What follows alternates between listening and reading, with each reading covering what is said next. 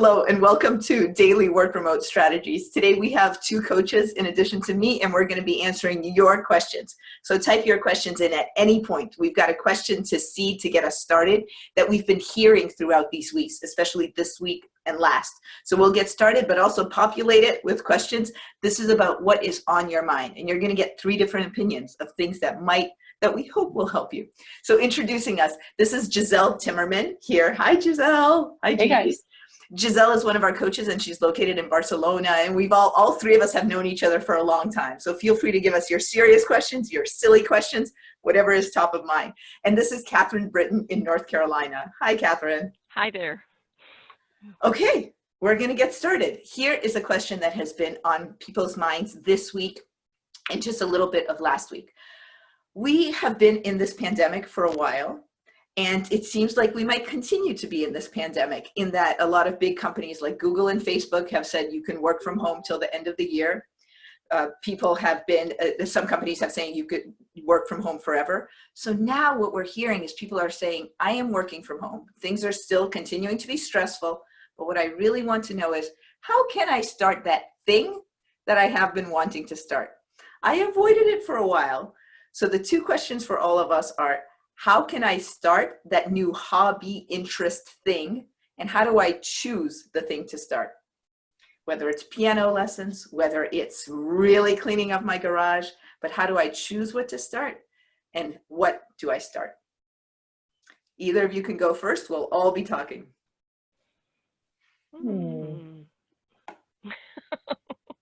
This is a tough one. I mean, it's very, very common, right? So I think a lot of times, if that top item on our to-do list has been there for a while, we're not getting to it, or we're waiting for the right mood, or maybe we're expecting failure, or for it to be very difficult, it's totally natural that we might not be motivated to put in the effort. And so I think, first of all, recognize it's not laziness. We're choosing to do something else, right? And laziness suggests that we don't care. So I think that's the first thing. Don't chastise yourself for not getting to it. But then to ask yourself, why might I be avoiding it, right? Is it boring? Am I poorly organized? Do I need to build some skills and knowledge first? And then, of course, like any good way to get things started, write it down, where you'll do it, and promise yourself a little reward for doing it. And really use peer pressure if you have to. But once you get the ball rolling, it'll get a lot easier. So could you give a little more, Gigi, on 2 things, on use a little reward and on peer pressure? Can you just kind of double click on each of those? Yeah, so even for me, a little reward sometimes these days for that last task of the day that I really don't want to get done, I'll reward myself with a funny news segment. I love Stephen Colbert, Trevor Noah, and that's my little reward for getting a little bit of work done. When it comes to peer pressure, it's simply telling someone else that you're going to get something done. I recommend that you don't pick someone who lets you off the hook easily, right? And of course, we know that if we put some kind of money or a little bit of a bet behind something, we might be even more motivated, and we can even make it a little bit more fun or competitive. So bring others into the game just for getting started. So I'm not exactly going to answer this question, so I'm going to take it off in a slightly different direction. I told you all we might be silly, the 3 of us together. We've known each other for a long time. Go for it, Kathryn. We invite you to. So what's, this sounds like something that you're talking about that's not a work thing where there's somebody expecting it, something that you want to do yourself. And what that makes me think of is that sometimes when people get to breaks in their career or retirement, or whatever, that they then look and say, I have nothing, what am I going to do with myself? Well, my husband over the years used to say things whenever I'd say, well, we could do such and such, and he'd say, we'll do that when the kids are out of college, or we'll do that when we retire. So unlike most people, he didn't just say it, he wrote it down on a list. So when he actually did retire, he had a list of 200 things that he wanted to do, and he has been working his way through them. He's done about 110 of them. So one of the ways of thinking about this might be, well, maybe you don't feel like doing it now, but the fact that you have the urge or you're thinking about it, put it on your list, because there may come a time in your life that is a little less full, and where you would actually like to pursue that, or where you would have the will to pursue it if you could just remember that you wanted to do it. So how about that for turning the question on its head? Yeah, and I'll even add, it's sort of what you're saying takes the pressure off. Okay, I did say I wanted to do piano. Maybe you do want to do piano, but maybe not right now. So even if you're asking the question, which people are asking us, how do I start that new hobby without it being overwhelming? Maybe you don't really start that new hobby. Maybe you think about, when do you really want to start it?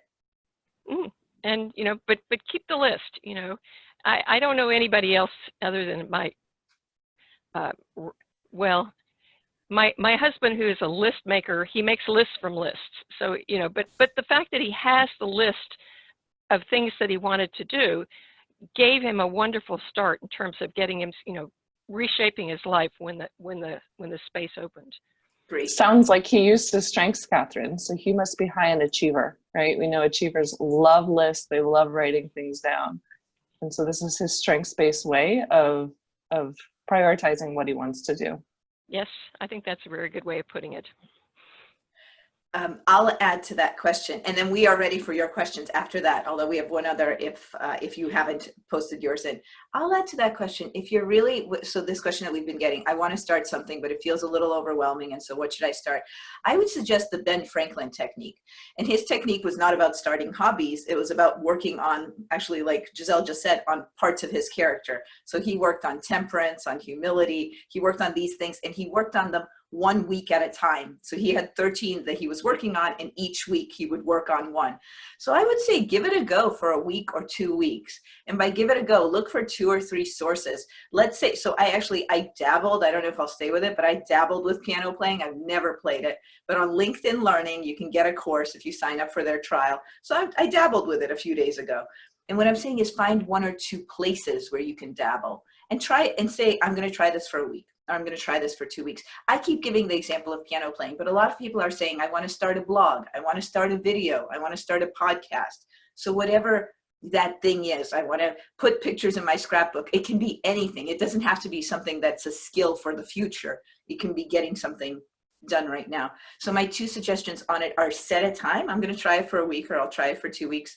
And that find a way, I heard this from someone else, but a way to plug yourself into something. So here's a learning way to plug yourself in, or a friend that you can check in with all the time about something, but something that it's not like you're reinventing the wheel from scratch. So if you want to start something, those are things that I try. I love too, if I might add, Sonia, that you made it a little bit more casual. Like, this is not a big time commitment. This is something I'll try out.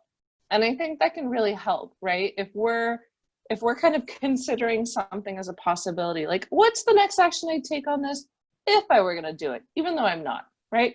Maybe you would open up that email, or maybe you would put the date at the top of your document. But I think it just helps you to think about, okay, maybe I would tinker with a class in a free trial, right? Rather than finding that piano teacher, signing up for, lessons for the next 3 months. It gives ourselves a little bit of self-deception to get it started. Yeah, and a little bit like Kathryn's term that she's written an article about, try it as an experiment. Try something as an experiment for yourself.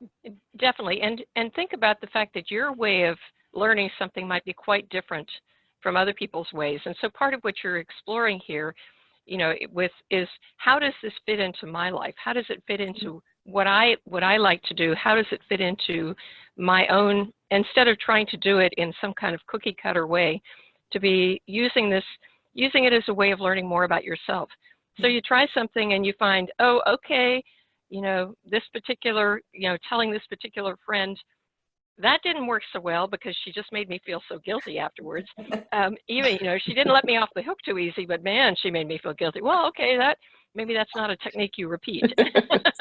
Or that friend, it doesn't matter whether I tell her or not, she's like okay with anything. So you sort of pick who are your really good accountability partners there?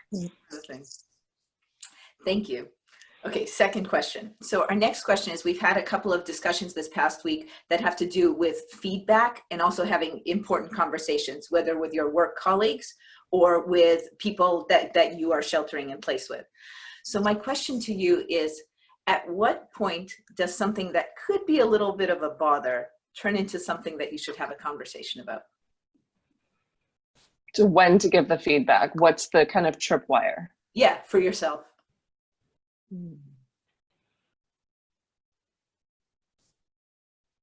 I'll jump in with just a really simple thing. Thinking long term about this relationship with the person, asking ourselves that kind of core question: is this going to hurt or harm, or help or harm the relationship? And I think if it's feedback that will help the relationship in the long term, then that helps you to kind of go with your gut and your heart. So step away from the short term and really ask that helping or harming the relationship question. Not you, not the other person, but how does it work for the relationship? Yes. Yeah, Exactly. that's neat. I like that. I would definitely go for that. I had a situation this week where my daughter, who's in my part of my living pod, so she lives in a house that's not very far away, and she comes over all the time, and we help take care of her 8-month-old son. And she made some comment, where I asked her to do something, and she said, "You are so high maintenance." And I was kind of like, whoa, I'm high maintenance, like, whoa, your free babysitter is high maintenance. This is a very strange thing to think about. But then I was thinking to myself, first I thought, the way you said it was really was a little bit hard for me to take, because you made a global statement about me as a person. If you'd said, "Hey mom, that's a really high maintenance thing to ask," then I could have said, "Well, I don't think so," but we could have talked about the thing and it would have been different. But to put it as a big label, like you're high maintenance, that kind of like, whoa. So I'm still thinking about how to bring it up in a way that helps her see. She's got an 8-month-old son, so she's got lots and lots of years of giving feedback, where she needs to be not putting labels on the person, but instead labeling the behavior. So I'm trying to figure out how to bring it up in a way, but I will say that I'm thinking about it, and I'm not rushing in. So it's on my agenda, but I'm trying to think about a way that would be easy for her to take in. And my 2 cents on this actually goes back to your talk with us, your mini webinar yesterday, Kathryn, in which you said, look, in order to build resilience and prepare for resilience, you need to do 4 things. But the first one you have to do before you do the other 3, which is calm yourself. So my first thing is, if you're triggered in a relationship, don't go in with that hot angry, go in with cool thoughtfulness. I mean, you might be with cool angry by the time you go in, but if something's just triggering you a bit, get away from that situation. If it's triggering you a little bit, it's probably not something you need to address in that moment, but stepping away and thinking about Giselle's comment, thinking about how to help the relationship with this will probably be wiser than, oh, when you do that, it might not, you might need to, so if something's super serious, you might need to nip it in the bud. But if we're talking about things that are just grating on you a little bit, maybe getting that perspective first can help you come back to it in a lighter way. But I want to circle back to what Gigi said. I mean, the idea of thinking about the feedback as something that builds the relationship, that builds the way you operate together, but also might be an insight that helps the other person be able to see, how can I operate better in the world? And relative to you, and particularly when you think about it, it's not the managers that give, the managers who have actually the most deleterious effect on people are not the ones that give them negative feedback. They're the ones that give them no feedback at all. Mm-hmm. And so if you think about it, I know it's really painful to sometimes to think about giving people feedback about something that they need, that they need to change or need to get better at. But sometimes taking the time to think about, how can I give this feedback in a way that the other person can take it in and incorporate it and then change? How can I do that? And then doing it is actually shows that you're investing, because these aren't easy conversations. Mm-hmm. Of course, maybe for some people they are, but for most of us, thinking through, it's hard work, and it's kind of, it takes a certain amount of courage to come out and say, this is something that needs attention. Mm-hmm. Yeah, and exactly. And if you don't pause, kind of take a breath, it's really hard to have a positive, constructive stance where the person sees you coming from that place of genuine support. right? I think of it as kind of confronting with compassion. And when people know that you have their best interests at heart, they're much more likely to listen, right? But if you won't have the conversation if you're triggered in the moment and being kind of reactive, right? Here's a question for all of us, which is, what is something, you're all coaches, what is something that we have seen that a client has done really well during these pandemic times? A leader that we're coaching that's done really well. I can go with one because it's super top of mind. Somebody that I'm coaching, in coaching, just for people who don't know us, we are always talking about what is important for them in their work, in their career. And we always check in with our clients about their body actions. So what are they doing on health, on food, exercise, meditation, or sleep, or something along those lines. And this one client, we've been checking in for a long time. And during the pandemic, this client found a new way, rather than going to the gym, to work out. And the specific, I can share the app. It's an app we've actually talked about in these calls before. It's the Peloton app. It's free for the first month, and then it's $13 afterwards. But the client was so excited that this leader, not only did he switch from going to the gym to using this app, but he's been recommending it to team members, to other people, to friends and family, to me. So it got me started. And what I'm saying is, the positive change that I've seen is that they made a substitution for going to the gym, and a substitution that's working for them. So I thought that was really cool. Well, and they also shared. Yes. They shared, well, this is what's working with me. Presumably they didn't come after you and say, Senya, if you don't do this, then you should feel like you're. Yeah, they didn't come after you like, Senya, you look like you've had a few too many chocolate chip cookies. Maybe you should try this out. It wasn't like that.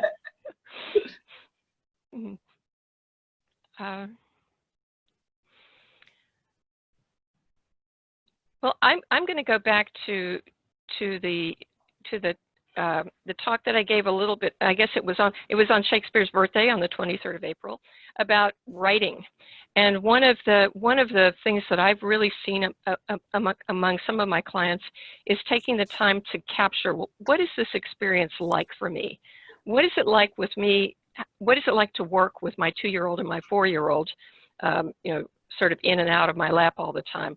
What is it like for me to deal with not being able to go out? What is it like for me? And then to do some reflecting on that, like, how am I lucky in that I actually can live in place? I have all the resources I need. What about the people that don't? And so this extension out in terms of compassion for other people who may not be so fortunate, it's one way to see whatever silver lining there is. And I'm not going to say everybody has a silver lining in this time, but if there is a silver lining, if you write about it, sometimes you'll see it, but you'll also be capturing your experience. So sometime in the future, when you look back, because what you remember 10 years down the line will not be the same as what you're experiencing now. Memories become very blurred. You only remember certain kinds of things. You don't remember the real experience that you're going through. So that's an idea that comes to mind too. Nice. Yeah, I'm in the middle of this work with a client, but I'm just enormously excited for him because he's seeing some benefits of his changes already during coronavirus. And he's been working on his communication style. And in particular, rather than kind of confronting with aggression, to have a healthy mode of challenging others. And so part of his kind of first strategy was to kind of step back, right? Not to be the one that speaks first, and maybe to be the one that helps to kind of bring the group's points together, tied to the business strategy, and help people get to next steps. And while he's been doing that, I think it hasn't felt as active as he would like in the world of virtual calls. So he's been doing some great listening, some great pausing, but he's taking it to the next level from not just great listening, but now great inquiry. And so he himself is asking different questions, and he is looking at kind of that balance, of course, between inquiry and advocacy in terms of how he communicates his points. And he ensures that kind of he understands the perspective of others before communicating his own point of view. So he's been focusing not only on on the listening and the stepping back, but now higher quality inquiry rather than contribution of a point or an idea as his first step. And he has been getting feedback from others already that they're seeing a shift. And it's just really exciting because you don't normally get that kind of feedback within, the first 4 to 6 weeks, to be honest. And to get that feedback when you're working remotely with people is pretty exciting. So that's really cool. What it makes me think of, Giselle? So I had a client one time who had a whole lot of telephone conferences. And one of the things that he started doing was always putting himself on mute, because the time it would take to take himself off mute sometimes was just long enough for him to think, did I really need to say that? And then he would go back on mute and whatever. But that kept him from sort of jumping in with his thoughts before he left space for other people to talk, which I think if you happen to be a real leader, sometimes the thing that you have to learn is that if you are talking, or if people think you're talking or about to talk, they won't talk because they think the space belongs to you. So you got to step back and create an emptiness, an open space where they can actually put their ideas in. Exactly. Nice. I'll also add, I'm so delighted that this person's being coached by you at this time, because the kind of questions that we hear in coaching are questions like, what would be the best? When have you done this well? So they're very open-ended questions, which sometimes amazing leaders just aren't as used to asking. But if he's getting asked them, maybe they're more top of mind. Exactly. And I think the fundamental question to, give examples of those questions is, how might they be experiencing the problem? And practicing that level of perspective with high quality questions. So, and it's something he's even been sharing with his wife. So when people start sharing things with their wives, that it's really starting to stick. So that's also fun.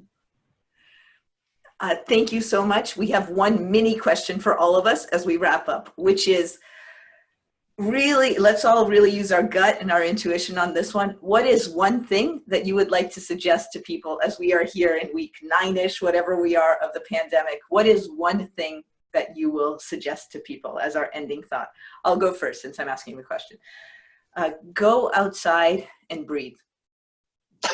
Whether it's opening your window, whether it's stepping onto your back porch, whatever it is, whether it's going hiking. So just go outside and breathe.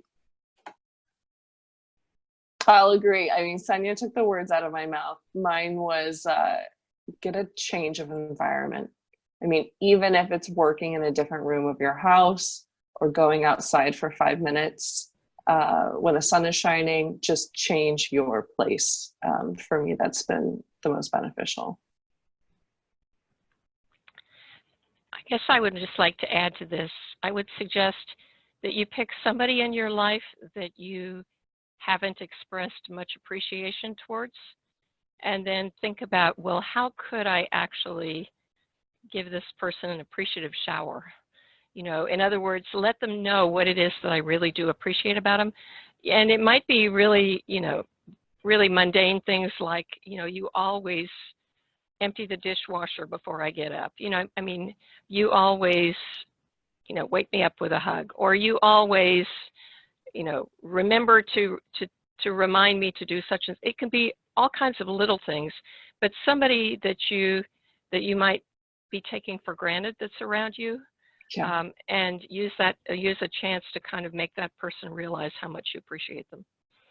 Yeah, I did that just today, not to toot my own horn, but it really does work. I thanked our housekeeper, and I said, during this time where we're spending so much, and this is in Spanish, which my Spanish is not all that good, but during this time where we're spending so much time in the house, to have a clean, organized house makes us all so much happier, healthier, and more positive. And I don't know how often she gets that sort of feedback. So for me, that was a really important moment. So it works, Kathryn. It's a good tip. Thank you everyone so much. We've been here today with Giselle Timmerman and Kathryn Britton. We will be back again next week. Please keep in mind, we are not here on Monday, but we are here starting Tuesday of next week, every day, 11 a.m. Pacific. You can see the schedule on the Facebook page and in the link that you received. Thank you, everyone. Thank you, Gigi. Thank you, Kathryn. Thank you. Bye, guys. Have a great weekend. Be All well. right. Bye for now.